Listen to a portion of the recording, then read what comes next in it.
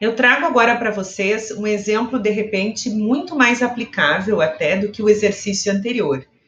É um exemplo em que eu tenho cálculo, eu vou calcular o valor da prestação a partir do valor atual. No exemplo anterior, nos exemplos, nós observamos o quê? Nós calculamos o valor atual, que era o meu valor à vista, o valor de hoje, né? A partir do valor da prestação, da taxa e do número de parcelas.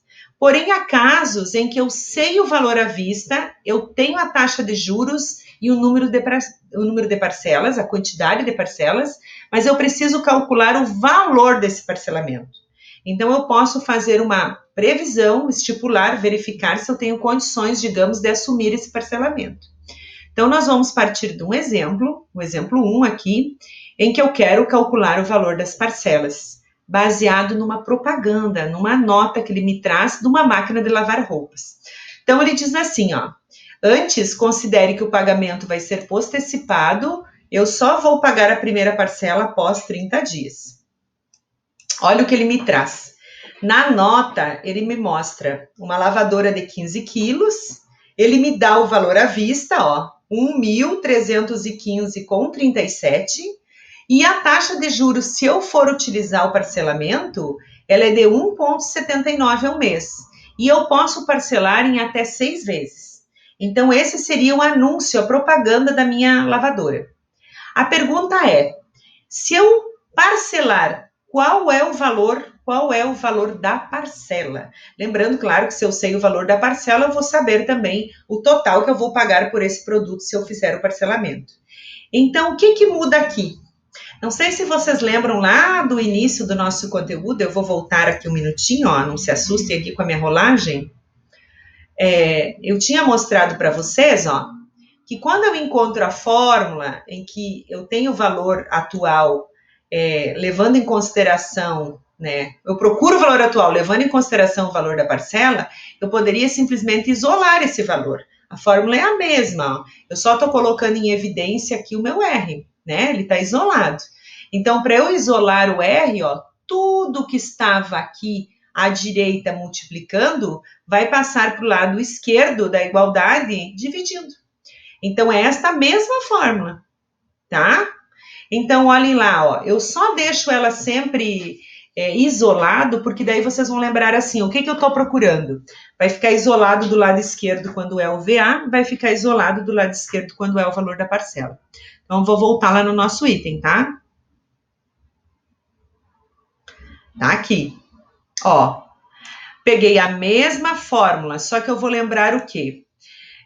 Que eu preciso resolver todo este denominador antes de fazer esse quociente aqui, antes de fazer a divisão, tá? O que a gente primeiro faz? Lembrem das regras da prof, sempre que vocês fizerem qualquer exercício, tá? Vamos retirar os dados, ó.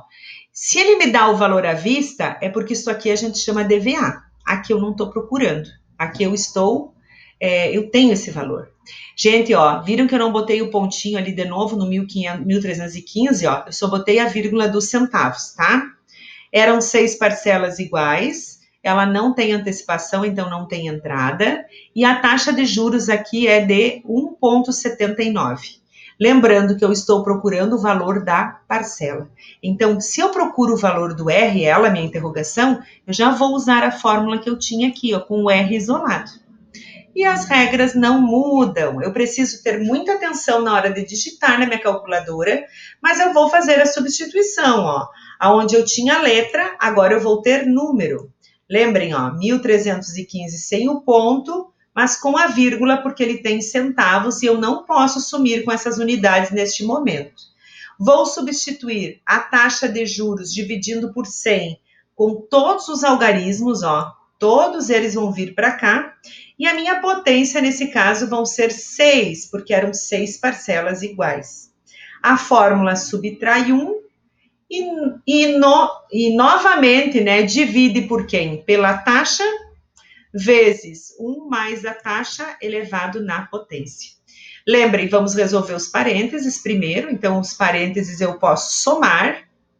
Somente fiz a soma e agora eu vou elevar a potência 6. Lembrem que na calculadora, como eu já demonstrei anteriormente, a gente vai digitar a vírgula aqui da minha taxa, sem a porcentagem, e para elevar na potência eu vou usar uma dessas teclas, ou vai ser x na y, ou y na x, ou o chapéuzinho, dependendo da calculadora.